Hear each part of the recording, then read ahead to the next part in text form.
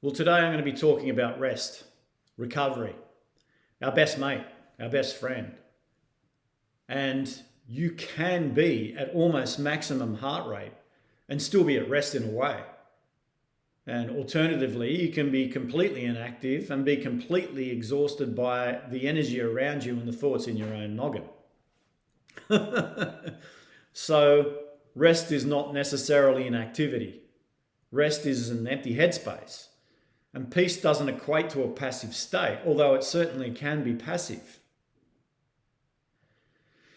And if your own head is busy, then you're not really at rest, are you? It doesn't matter what you're doing or not what you're doing in that moment. It's about whether your nervous system is downregulated, whether your muscles are relaxed, whether there's tension. And oftentimes as athletes, we're more at rest in training than we are sitting at home on the lounge. You know, sitting at home on the lounge watching the news, feeding your fear-based hysteria is not contributing to your recovery or your rest or your relaxation, nor is constant over-analysis or rumination or worry. So we want a rest and we want a recovery that gets us into a passive state, because rumination isn't passive. It's an exhausting state that has drastic impacts on the psyche and on the psyche of collective society. If you look around you, you'll see it. You know, it has this dream state quality to it. You know, all the fears and around COVID and around, fiscal policy and all the rest of it. And maybe that's because it does. But when we ruminate, we leave the planes of reality and take part in a projection. And it feels dream state-like because we're no longer grounded in our own presence. And if you're going to try and truly relax, then you have to be grounded. You have to be in your body. You have to be able to let go. And in a sporting context, when you're actually training and racing, you need to be able to move fast and think slow. And that is the recipe that keeps the whole being in homeostasis. Can we remain in a relaxed state? Can we remain in a down-regulated state? So as you begin to take notice of what keeps your energy level in homeostasis, you'll find out exactly what drains you. You're checking yourself for tension. And when we find out that, no, it's not events that drain us, it's our reactions to them, then we can do something about them. Little by little, we have to let go of the attachments that drain our energy, right? Negative people, noisy environments, self-serving news, media, rumination, overanalysis, worry, social media noise, comparison, judgment, and the collective polarization that says it shouldn't be this way, or it should be this way, or it must be that way, or must not be that way. It's noise. It revs up our nervous system, creates an inability to rest and relax and to down-regulate. Life is not like that. It's just how it is. It doesn't care for resistance. It shifts through every moment. And then, how are you going to stay in sync and flow with it? You've got to stay out of resistance. You've got to check yourself for tension. You've got to check yourself, your own thinking. How relaxed am I now?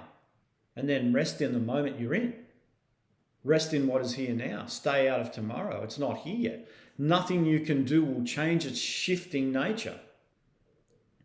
So the only responsibility that we really have is to rest and relax and make sure that we're down-regulated in the presence of whatever's occurring. I'm listening to myself say that right now. The idea you have control over it is just another part of the dream that we take part in. And the dream wears us down and it wears us out because we're in resistance. We're trying to change things, and that creates tension in the body that stops us recovering and resting. So if it's tough, we better say yes. If it's really tough, we better say, okay, yes, even this. And we better rest and relax into it. Why? Because the second you come with a no is the second you're moving against the flow of life and rest and recovery. In a sporting context and in every other context as well, for that matter. So the rest and down regulation is built into our acceptance of what's here now. Does this mean that acceptance is passive? Hell no. Of course not. And with awareness, we can work the present moment to do what we can to make the choices we need to make here and now to stay in alignment with what is here and now. That's the nature of reality. And from that place, we can be wise enough to make the changes that we need to make so that we know we're not in resistance to what is. And then we can punch out the challenge to ourselves. Can I rest and relax into this situation? Can I be restful anyway? Do I need to be all tense?